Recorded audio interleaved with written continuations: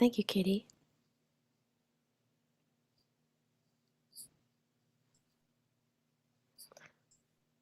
All right, welcome to the CEO Shadows AMA. Cassiana, do you want to verbalize your question? Certainly. Thank you, Katie. My question is, Sid, how have you seen the CEO Shadow program evolve through its iteration from start to present?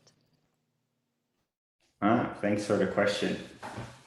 I wasn't aware what this meeting was about. I thought it was the CEO Shadows answering questions.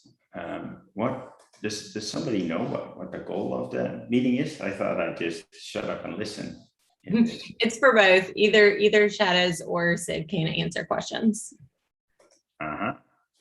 Great. Well, thanks for the question, Cassiana. I think that maybe talk first about the evolvement of like from kind of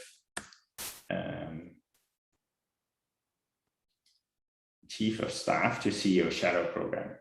So the origin of the CEO Shadow program was I read about a chief of staff, and we have one now in Stella, and they said as one of the advantages is like, hey, someone will see all the different functions in your business, and that's great because that person can be more effective afterwards. I thought that's amazing, but we're gonna have a chief of staff it stays with us for a year, so we only do that once every few years. We should have something much higher velocity because we've got a ton of talented people in GitLab. So we went from years to 3 weeks for the rotation, and then the idea was learn one, do one, teach one.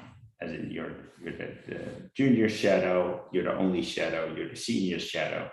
And it turned out that 3 weeks is a long time to take off. People were like, and at that point, people still had to travel for it.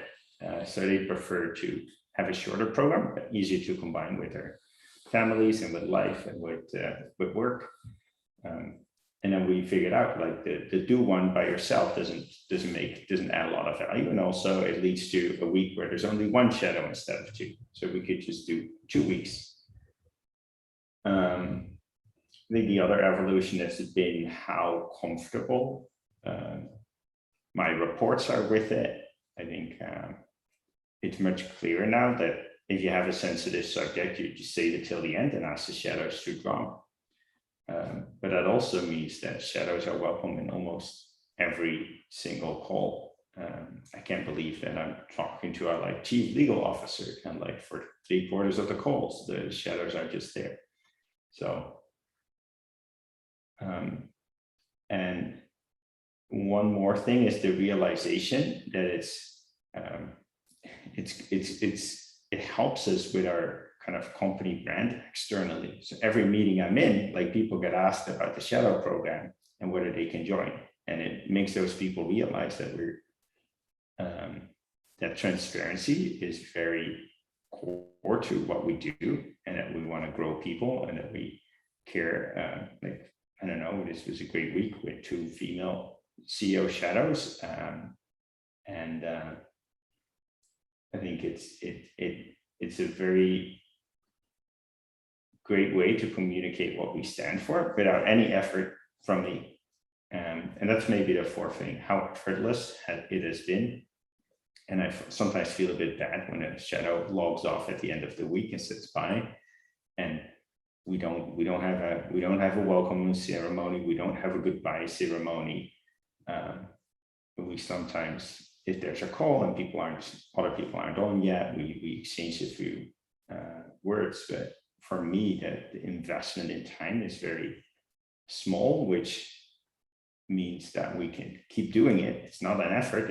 I've seen other shadow programs where they do it for 2 weeks out of the year, but because it's so effortless, we can keep doing this continuously. And then, of course, it's very small effort, but high upside. Shadows reflect, they add. I think with Chris, we have a shadow who spoke up like 7 times last week, and 6 times had a really good thing to say. And I forgot the 7th time, probably it was also a really good thing that she had. So really contributing, so taking notes and everything else. This week, I asked them to do positivity scores for me, so I can reflect back on my meetings where I brought a positive vibe and where I didn't. Thank you. Thanks for the question, Tim. Yeah, this is for the CEO Shadows. What practices of Sid's or his meetings have been most formative for the Shadows? And how have the CEO Shadows attempted to bring those back into their day-to-day work lives post being a shadow? Awesome. Thanks for the question, Tim. This is my first day of rotation too. So I did the program last year. Now I'm back in it. Can't get enough. I'll say that it was much easier to assume positive intent in day-to-day tasks. When you are in 2 weeks of high-level meetings, you really get a deep appreciation for how much thought and effort and consideration goes into every decision that impacts the entire company. It just makes working here a lot more seamless when you see things moving and shifting and you think, oh yeah, positive intent. A lot of thought and consideration probably went into that, even if I don't have visibility to it. The second thing is I found it much easier to speak up and present alternative views after the program. And the reason for that is you gain an understanding of how Sid and the e-group altogether is they're always open for debate with data. So if you have an angle that may not be considered, or you have a view that's backed up with different data, that's always welcome. Case in point, the mention of the 6 or 7 times that Chris spoke up last week, and many of those were at least considered, if not implemented.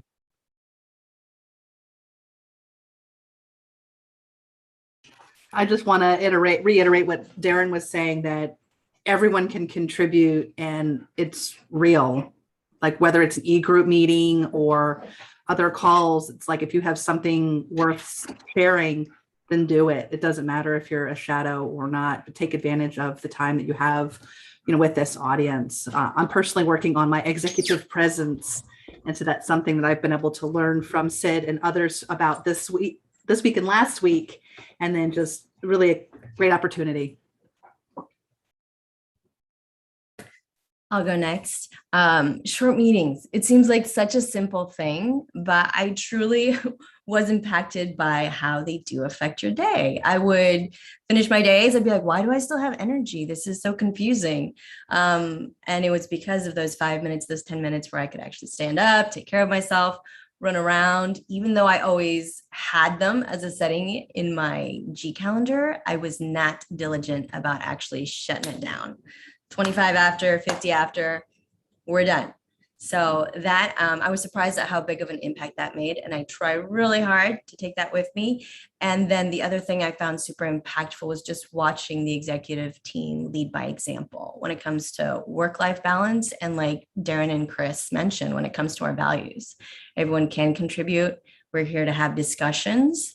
And if we truly believe in our values and we show them, that's how I learned anyways. And for anyone that has little kids, they're not going to do what you tell them to do. They're going to do what they see you doing. So that was really cool for me personally to experience.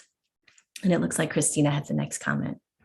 Yeah, thank you, Pilar. This one's not necessarily daily, but definitely weekly or monthly. Seeing our leadership seeking mentorship and mentoring others was a really cool experience. And I tend to work really heads down and focus on my OKRs and that don't necessarily make time for that mentorship in my week. And so it was just a really great reminder to seek and receive mentorship from other people in the company, and then also share mentorship as well. Edmund, I think you're next. Yeah, so I guess similar to that last comment, I noticed that our leaders join each call with an intent to learn and to mentor. And I think that mindset really helps improve the entire team. And it's reflected in the questions that are being asked.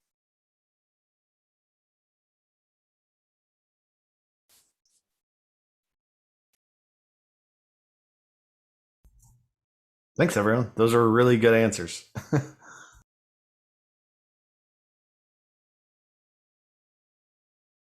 That's the last documented question in the doc. Does anyone have a real-time question you want to verbalize?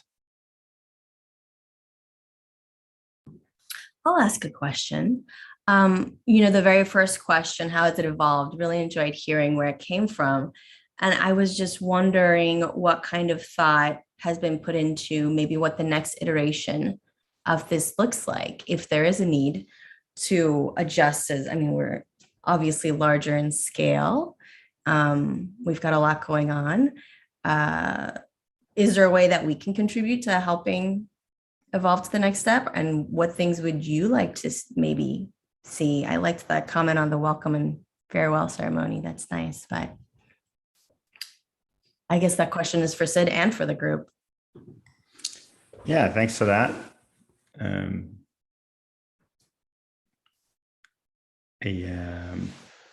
I think we at GitLab, we live stream a ton of meetings. Now I think it's gone down as a percentage, but if you look at the absolute number, it's still like 10 times more than any other company. I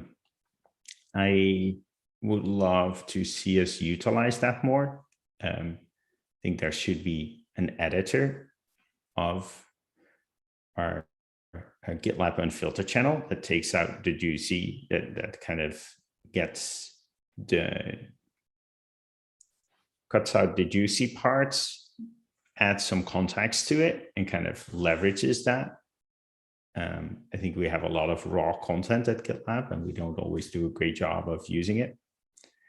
The other thing that I've heard is like, hey, should we also have shadow programs at the kind of the executive level, my reports? I'm not sure. In that case, you'd see mostly one function instead of multiple functions. So not sure about that. Shadows, please join in. Yeah, thanks, Ed. I would say that it feels like we're already on a future iteration when the program shifted to all remote. So if you dig back at some of the blog posts of folks who joined and traveled to San Francisco, it's a different experience. We actually added a remote shadows tips section on the shadow handbook page. And if you look into that, you'll see how it has evolved a bit over time. That has pros and cons. I think you get access to many more meetings because there's no time buffers in travel. Downside is travel is an amazing thing. San Francisco is an amazing place. So you do miss out, I think, on some of that, but it does feel like we're kind of in another iteration from where it began. I also think there's opportunity to leverage it as a more formal component of learning and development. Coming out of the program, one of the first things I did was impress upon my directs that they should really, really, really, really consider doing this program and encouraged them to do it. And at the first opportunity, supported them in jumping on it, because it takes your team to a new level when everyone on your team has been through the program. You can just discuss matters and understand matters at a different level. And I have a tough time articulating it more precisely than that, but there's just something about it when everyone has been through the program. So I think there's some potential there on formalizing it to some degree and making a more direct link to learning and development at GitLab and beyond for your own growth and career development. Pilar had the next point. Yeah, I remembered something I had forgotten. So, and to the earlier points, hey, these conversations are so great. It's great to hear from the shadows. I know I personally have a hard time speaking up sometimes.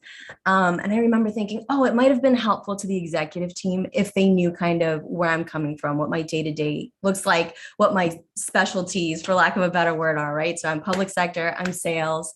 And so maybe in those meetings, being cognizant, hey, we have a different point of view here that maybe we can tap into when there's time, if it's something that makes sense. Oh, yes, I love your read me, Darren. I had a coffee chat earlier this week and someone had a read me and they pointed me to you as the person who had pointed them to it. So that's great. And keeping it short though, right? Because I know I fully appreciate we're drowning in data. So like maybe a super helpful template, like top 3 things you should know about me when I'm sitting in your meetings might be worth exploring.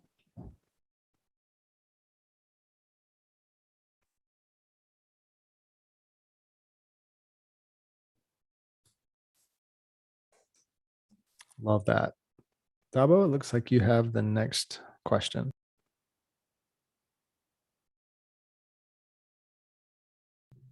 You're on mute, Tabo. Thanks, Tim. I'm looking at what Chris is typing instead of replying. Yeah, I was wondering, how long should a person be at GitLab to attend the CEO shadow, and whether any person who is a non-people manager, can, take on, this shadow.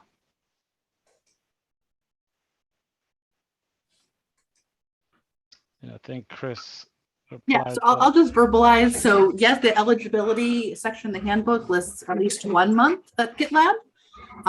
I've been here for 2 years, and I do think the context to how the business works is super helpful. Just so you understand more about what's being discussed. And then anyone can sign up in the handbook. You just open a merge request and add yourself to the rotation, and then submit for approval.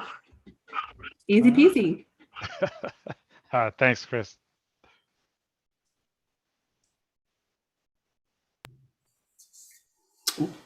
I'll go again. We had announced the CEO shadow to be externally available. How has that gone, or how did it go? And did we have a lot of success in making it available for others? What were the kind of the takeaways from that experience?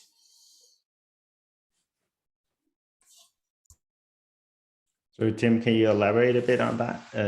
Making it external? Yeah, we're external folks that were not GitLab team members available to participate in the CEO shadow. Yep.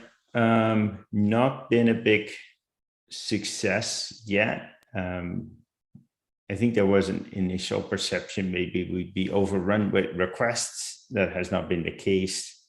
We did not promote it either. But it's also tough to, like, the confidentiality is key. And I think external participants will be as good as our own team members in that. But from a legal perspective, it is a different situation if it's someone who works for another organization. So that's also making it tougher. Thanks for asking. Yep, I noticed it wasn't on the CEO shadow page anymore, and Darren, it looks like it might have been removed. Yeah, I think that legal concerns make it too hard.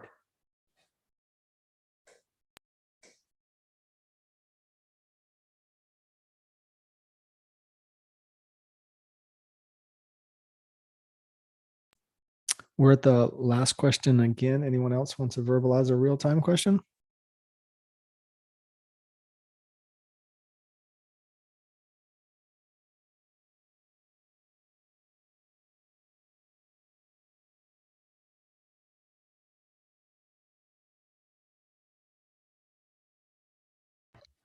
Going once, going twice. Philippe, was the hand raise a goodbye or I have a question? That was a goodbye, sorry. I thought we were not doing the countdown anymore. No, so I was anticipating never works. Instead of a countdown, just wave goodbye, people.